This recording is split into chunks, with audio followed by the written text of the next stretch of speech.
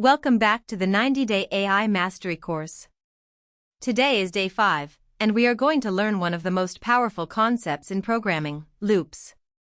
Up until now, our code ran once and stopped.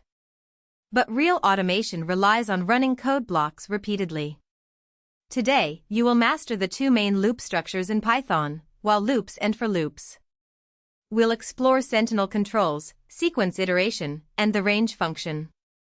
Finally, we'll apply this to code two projects, a number guessing game and a multiplication grid. Let's get started. Let us start with the while loop. A while loop acts like a continuous if statement. It checks a condition.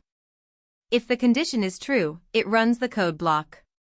Once it reaches the end of the block, it jumps back to the top and checks the condition again. This repeats until the condition becomes false.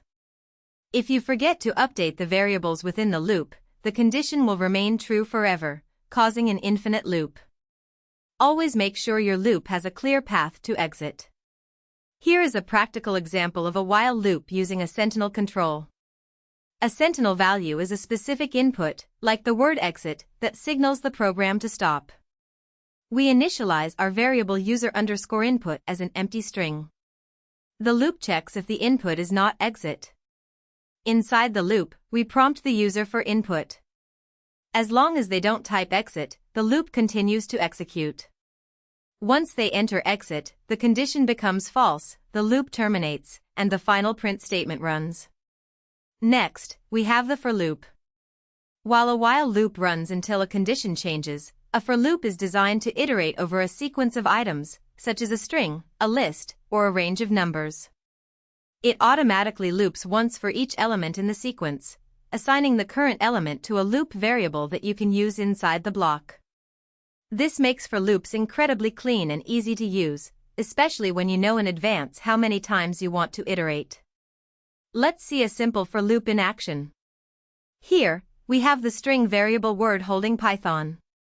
We write for char in word, which tells Python to take each character of the string, one by one, and assign it to the variable char inside the indented block. We print that character in uppercase. Python automatically handles moving to the next character and terminates the loop when it reaches the end of the string. No counter variables or manual termination checks needed.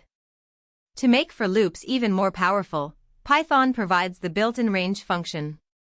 This function generates a sequence of numbers dynamically without storing them in memory, which is highly efficient.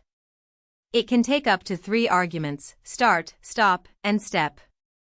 If you only provide one argument, it starts at 0 and stops just before that number.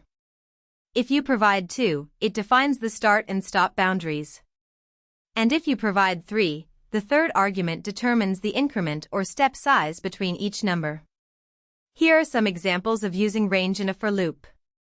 In the first loop, we generate numbers starting at 1, stopping before 10, with a step size of 2. This prints all odd numbers between 1 and 9. In the second loop, we do a countdown.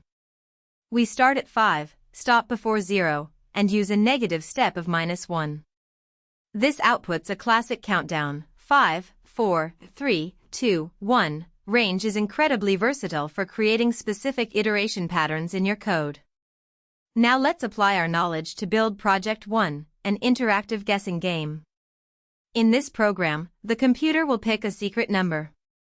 We will use a while loop to repeatedly ask the user to guess that number. The loop will keep running as long as the user's guess is incorrect. For each guess, we'll provide helpful feedback, telling them if their guess was too high or too low, and we will increment a counter to track their total attempts. Let's look at the guessing game code. We set a secret number, in this case, 42. We initialize our guess and attempts count to 0. The while loop runs as long as guess is not equal to secret. Inside, the program asks the user for a guess, converts it to an integer, and increments the attempts. If the guess is less than 42, it prints too low. If it is greater, it prints too high. Once the guess matches 42, the loop condition becomes false, and the program congratulates the user, showing their attempts. Our second project is a multiplication grid generator. We will prompt the user to input any integer. Then, using a for loop and the range function, we will generate a multiplication table for that number from 1 to 10. This project demonstrates how for loops are perfect for counting operations and cleanly formatting mathematical grids. Here is the multiplier grid code. We get the base number from the user as an integer. Then, we write a for loop using range starting at 1 and stopping at 11, which gives us the numbers 1 through 10. In each iteration, we multiply our base number by the loop variable I, and print it using formatting specifiers to keep our output columns perfectly aligned. It's a simple, elegant program that shows the power of structured iteration. Fantastic job! You've successfully completed day 5 and mastered the foundations of loops in Python. Let's recap what we've learned. While loops are best when you don't know the exact number of iterations in advance, for loops are perfect for iterating over lists, strings, and ranges, and range is a highly efficient way to generate number sequences. Tomorrow, on day 6, we'll learn about loop control statements, break and continue, and how to nest loops inside one another. Don't forget to subscribe and like the video. See you tomorrow.